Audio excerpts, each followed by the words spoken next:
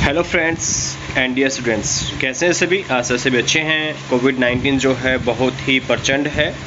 तो आज हम बात करने जा रहे हैं जो आज 1/5/2021 को सीबीएसई बोर्ड ने एक सर्कुलर डाला है जिसमें कि जो 10th क्लास है उसको किस तरह से पास किया जाएगा, कौन कौन बच्चे पास हो सकते हैं, कौन कौन बच्चे पास इसमें नहीं हो सकते हैं, उसका क्राइटेरिया एक तरह से सीबीएसई बोर्ड ने ये डाला है। सभी बच्चे और सभी टीचर्स के लिए ये बहुत ही महत्वपूर्ण नोटिस है। तो इस नोटिस को सभी इस वीडियो को पूरा देखेंगे और बड़े ध्यान से देखेंगे। तो सबसे पहले जो है इसमें बैकग्राउंड ये था कि कोविड-19 के जो केस थे उनकी वजह से सीबीएसई ने जो 10th क्लास के जो एग्ज़ाम्स होने थे 4 मई से 7 जून तक वो सारे के सारे पोस्टपोन कर दिए, यानी उनको कैंसिल कर दिए, पोस्टपोन नहीं, वो सारे कैंसिल ही कर दिए थे। उसके बाद में जो रिज़ल्ट था वो जो 10th क्लास का प्रिपेयर करना था सीबीएसई ने, वो उन्होंने कहा था कि जो एक ऑब्जेक्टिव क्राइटेरिया रखेगा सीबीएसई उसके बिहाफ पे हम क्या करेंगे, इनको ऑर्गेनाइज़ कराएंगे। फिर उन्होंने ये भी कहा था कि अगर कोई भी कैंडिडेट्स उतने मार्क्स नहीं ले पाता है जितने वो ले सकता है या वो इसमें उससे कोई ऑब्जेक्शन होता है तो वो दोबारा से एग्ज़ाम दे सकता है, उसके लिए वो एग्ज़ाम दे सकता है। उसके बाद सीबीएसई बताता है कि ऐसा करने में उनके सामने बहुत ज़्यादा चैलेंजेस आ रहे हैं। सबसे पहले तो एक पेंडेमिक जो सिचुएशन है जो चली हुई है, इसमें जो बच्चों का इस तरह से रिजल्ट तैयार करना उनके लिए एक चैलेंजिंग टास्क बन रहा है। और जो भी स्कूल सिस्टम है उन्होंने बहुत ही जो हार्डवर्क किया है और अब वो चाहते हैं कि क्या सारा का सारा जो सीबीएसई बोर्ड है वो कॉन्फिडेंट है कि जो स्कूल सिस्टम है उनका वो इसको बहुत ही स्मूथली तरीके से जो है इसको संभव कर लेंगे। और वो जानते हैं कि सारे के सारे जो टीचर्स हैं, जितने भी एफिलिएटेड स्कूल हैं, वो जल्दी से जल्दी अपने जो प्रोफेशन से, अपनी कंसिस्टेंसी से और पूरी देखभाल के साथ इस काम को जल्दी से जल्दी पूरा कर लेंगे। तो with your professional and judicious approach, कहता है कि क्या जो कि टीचर्स का प्रोफेशंस है और उनका जो जुडिशियस अप्रोच है उसकी सहायता से वो चाहते हैं कि जो पेरेंट्स और जो बच्चे हैं वो एक तरह से कॉन्फिडेंट रहें, एक तरह से उनको अच्छा लगे कि उनके साथ में एक फेयरनेस की गई है, जो रिज़ल्ट है वो बिल्कुल अच्छा तैयार किया है। क्योंकि बहुत सारे बच्चे नहीं पढ़े इस वजह से कि हम पास हो जाएंगे, बहुत सारे बच्चे उन्हें पढ़े भी हैं, उन्होंने ट्यूशन भी लिया है। अब वो बच्चे उतने नंबर अगर नए मार्क्स नहीं ले पाते हैं तो उनके साथ तो ये अनफेयर वाली बात हो जाती। इसलिए सीबीएसई ने क्या किया है, उन्होंने एक जो है ऑब्जेक्टिव पॉलिसी बनाई है। उन्होंने ऑब्जेक्टिव पॉलिसी ये बनाई कि बच्चे को अनबेस्ड जो रिकॉर्ड जो है, जितना का जितना जो है बच्चे का एवल्यूशन है, परफॉर्मेंस वगैरह है, जितनी की जितनी वो हमारे आपके सब सामने है सबके कि हमने कितनी बार उसके एग्ज़ाम्स लिए हैं। और कहता है कि वाइल अंडरटेकिंग दिस टास्क 4 की principal of any evaluation, namely reliability, fairness, flexibility and validity should be followed during the evaluation process। वो कहते हैं कि हम जब भी बच्चों के जो एग्ज़ाम्स चेक करते हैं, पेपर चेक करते हैं, उसमें सारी चीज़ें हम देखते हैं, सब चीज़ें हमारे सामने आती हैं।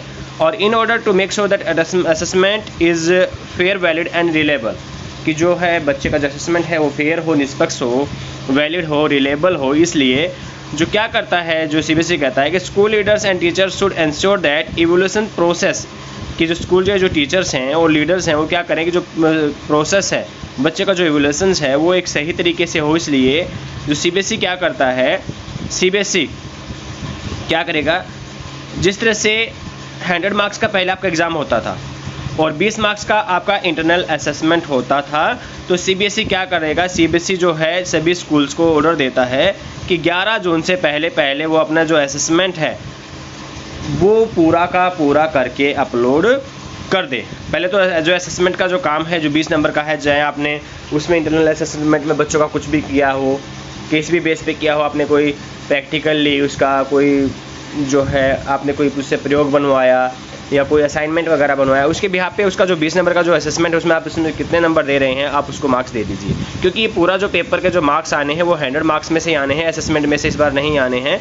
उसके बाद में सीबीएसई बताता है कि due to cancellation of examination 80 marks, जो 80 मार्क्स का जो क्या था, इसका आपका जो एग्ज़ाम्स होना था, 80 मार्क्स का जो एग्ज़ाम होना था, जो बोर्ड क्या करेगा उस 80 मार्क्स को जितने भी अब तक बच्चों के स्कूल में जो एग्ज़ाम्स हुए हैं, देखो ये बच्चे जो नहीं पढ़े थे वो अब यहाँ फंस रहे हैं, जितने भी आपके एग्ज़ाम्स हुए थे सारे के सारे एग्ज़ाम्स के बिहाफ पे क्या किया जाएगा, आपका जो 80 मार्क्स का जो क्राइटेरिया है वो वहाँ से निकाला जाएगा।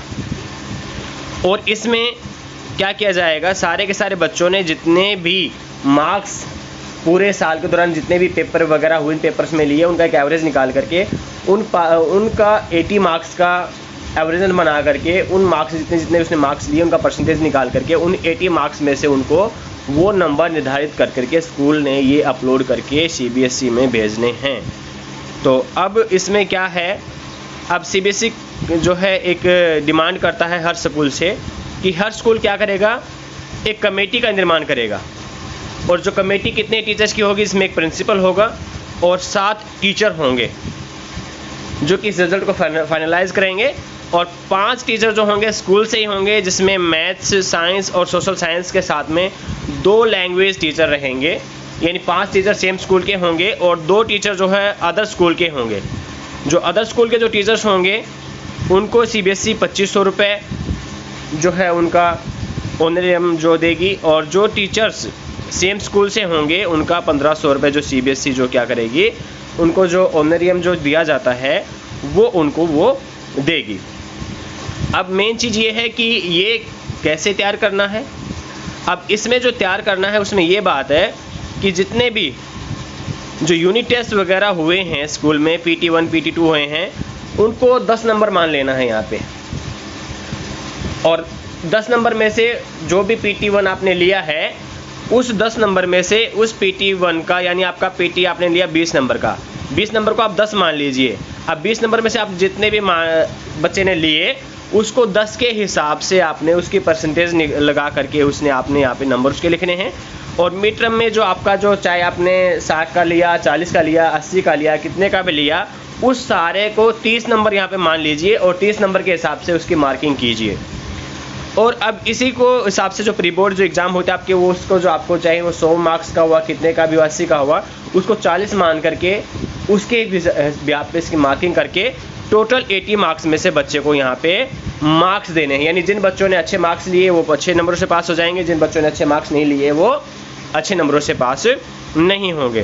तो इस तरह से जो क्या है ये भी बताती है कमेटी कि जो वेटेज है वो इसी हिसाब से दी जाएगी। अगर ज़्यादा एग्ज़ाम्स लिए गए हैं स्कूल में तो जिस एग्ज़ाम में बच्चे की जो परसेंटेज वगैरह है, जो बच्चे का जो एकेडमिक जो लेवल है वो अच्छा है, वो उसके बिहाफ पे वो किया जा सकता है। ठीक है, तो अब चलिए आते हैं सीधे, ये तो थी कि किस तरह से जो बच्चों के जो मार्क्स वगैरह वो दिए जाने हैं।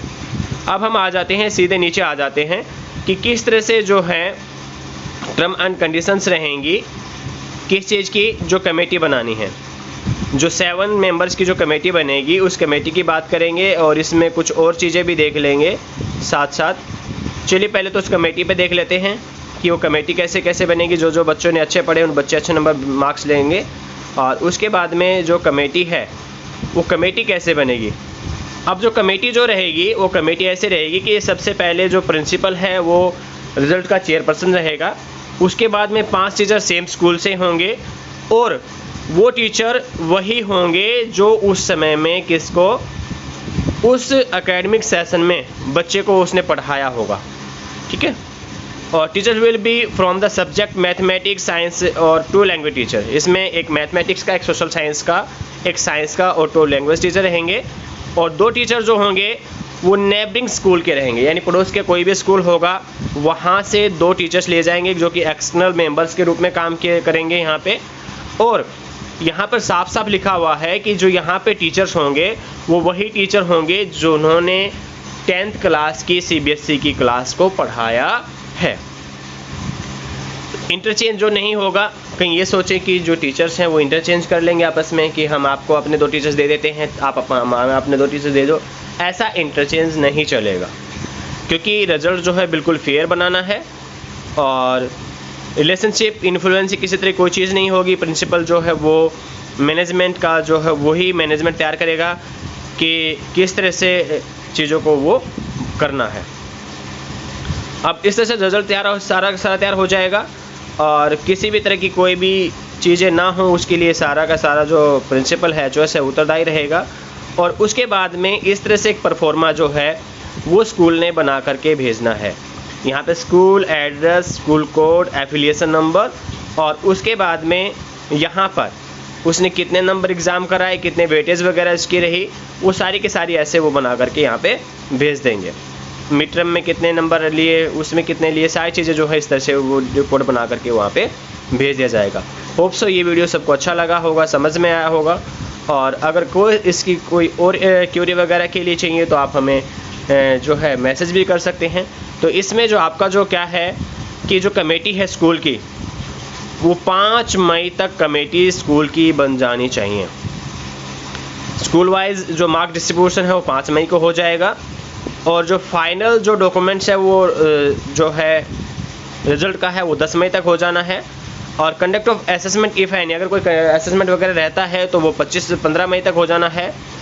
फाइनलाइजेशन ऑफ स्कूल रिजल्ट को स्कूल को फाइनल 25 मई तक कर देना है। और उसके बाद कुछ भी चेकिंग, मॉडरेशन वगैरह जो भी कुछ करना है 28 मई तक। और जो सबमिशन मार्क्स है वो 5 जून तक कर देना है। उसके बाद इंटरनल असेसमेंट जो है 20 मार्क्स की वो 11 जून तक यहाँ पे कर देनी है CBSE की वेबसाइट पे। और जो उसके बाद 20 जून को जो CBSE है वो क्या करेगा, 10th क्लास का जो है यहाँ पे रिजल्ट जो है वो डिक्लेयर करेगा। तो ठीक है, होप फॉर बेस्ट सभी बच्चों के लिए, सभी टीचर्स के लिए। Bye bye, take care. Covid बहुत जो है भयानक प्रचंड रूप ले रहा है, सभी सेफ रहें और सुरक्षित रहें। जो प्रिकॉशंस आपको बताए जा रहे हैं उनका अच्छे से पालन करें। Thank you, bye bye, take care, have a nice day.